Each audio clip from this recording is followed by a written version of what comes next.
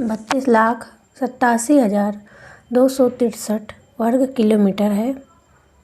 विश्व क्षेत्रफल में भारत का प्रतिशत 2.42%। क्षेत्रफल की दृष्टि से विश्व में स्थान कौन है तो 7वां है।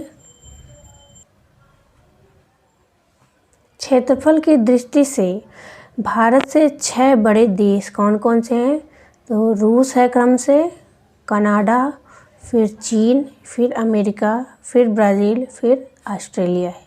ये क्रम याद रख लीजिए आप, ये एग्ज़ाम में ज़रूर पूछता है, ये मोस्ट इम्पॉर्टेंट है। ठीक है। अगला देखिए, भारत की कुल जनसंख्या कितनी है तो 121.08 करोड़ है। जनसंख्या की दृष्टि से विश्व में स्थान कौन है भारत का तो दूसरा है। विश्व जनसंख्या का भारत में निवास 17.5% जनसंख्या जो है भारत में निवास करती है। सर्वाधिक बोले जाने वाली भाषा कौन सी है वो हिंदी है। सबसे बड़ा जनजाति, ये देखिए मोस्ट इम्पॉर्टेंट क्वेश्चन है, ये भील है और दूसरा कौन सा है गोंड है। ये जनजाति से क्वेश्चन ज़रूर पूछता है तो आप नोट कर लीजिए इसे। अब देखिए अक्षांशीय विस्तार देखते हैं भारत का, तो अक्षांशीय स्थिति कितनी है 8°4' से 37°6' उत्तरी अक्षांश है। और देशांतरी स्थिति क्या है तो 68°7' से 97°25' पूर्वी देशांतर में अवस्थिति है। अब उत्तर से दक्षिण में लंबाई देखते हैं भारत की कितनी है तो 3,214 किलोमीटर और पूरब से पश्चिम लंबाई कितनी है तो 2,933 किलोमीटर है। ठीक है। अब आगे देखिए पूर्वी बिंदु, जो सबसे भारत का पूर्वी बिंदु है उसका नाम क्या है वो है किबिथु। ये कहाँ है अरुणाचल प्रदेश में। पूर्वी बिंदु। पश्चिमी बिंदु देखिए गौहर माता है, इसे ये राजस्थान में है गौहर माता, सबसे पश्चिमी भारत का बिंदु। उत्तरी बिंदु इंदिरा कॉल है, इंदिरा पॉइंट भी कहते हैं इसे, ये कहाँ पे है ये लद्दाख में स्थित है। मुख्य भूमि का दक्षिणी बिंदु कहाँ है कन्याकुमारी तक है। और सबसे दक्षिणतम पॉइंट ये है इंदिरा पॉइंट। ठीक है। इसी को ही आप पिगमिलियन पॉइंट के नाम से भी जानते हैं। यह कहाँ है निकोबार द्वीप समूह में है। ठीक है। तो ये मोस्ट इम्पॉर्टेंट इतना हुआ। देखिए सारे क्वेश्चन इसमें मोस्ट इम्पॉर्टेंट ही लिए गए हैं और हर एग्ज़ाम में ये ज़रूर पूछते हैं, ये सारे जितने अभी बता रहे हैं। अब अगला देखिए दक्षिणी बिंदु, भूमध्य रेखा से दूरी ये 876 किलोमीटर।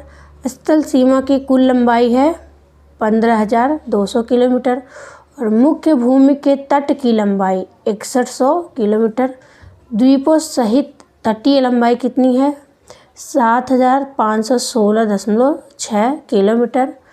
भारतीय मानक समय ये कितना है 82.5 पूर्वी देशांतर रेखा। यह प्रयागराज के नैनी से गुजरती है, जो भारतीय मानक समय रेखा है। ठीक है। 82.5 पूर्वी देशांतर रेखा 5 राज्यों से गुजरती है। ठीक है। अब अगला देखिए भारतीय मानक समय रेखा ग्रीनविच समय के बीच अंतर क्या है। इन दोनों के अंतर कितने हैं 5 घंटा 30 मिनट आगे है। ठीक है। राज्यों की कुल संख्या कितनी है भारत में तो 28 है। केंद्र शासित प्रदेश 8 है। ठीक है। सर्वाधिक राज्यों की सीमा को छूने वाला राज्य उत्तर प्रदेश 8 राज्यों को छूता है। समुद्र तट से लगे राज्यों की संख्या कितनी है तो 9 है।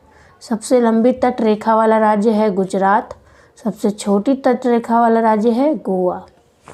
प्रादेशिक जल सीमा है 12 समुद्री मील यानी 12 नॉटिकल मील।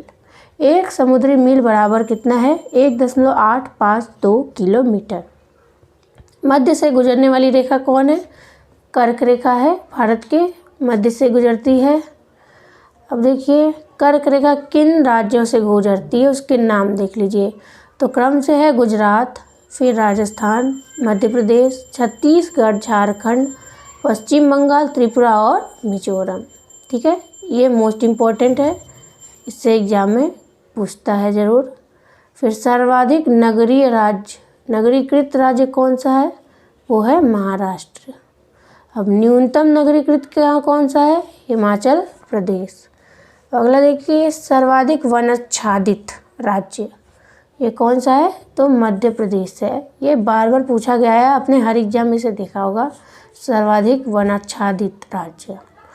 अब सबसे न्यूनतम वनाच्छादित राज्य कौन सा है? तो हरियाणा है। सर्वाधिक वर्षा वाला मानसिन है, जो मेघालय में ही है। ठीक है, पहले चेरापूंजी था, अब मानसिन है। न्यूनतम वर्षा कहाँ होती है सबसे? तो वो है लेह लद्दाख में। यह लद्दाख में पड़ता है लेह। ठीक है, और सबसे प्राचीन पर्वत पूरे विश्व में अरावली पर्वत है। ठीक है, तो वीडियो यहीं पे समाप्त करते हैं। Thanks for watching. अगर आपने हमारा चैनल सब्सक्राइब नहीं किया है तो सब्सक्राइब कर लें।